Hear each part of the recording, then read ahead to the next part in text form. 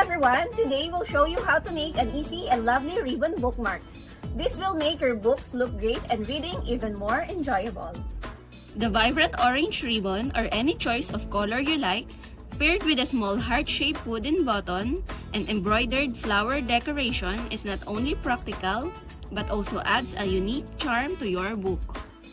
Whether for personal use or as a gift for a book-loving friend, it's a fantastic choice. Give it a try for those who love this kind of DIY. Every detail allows you to feel the joy and a sense of accomplishment from creating.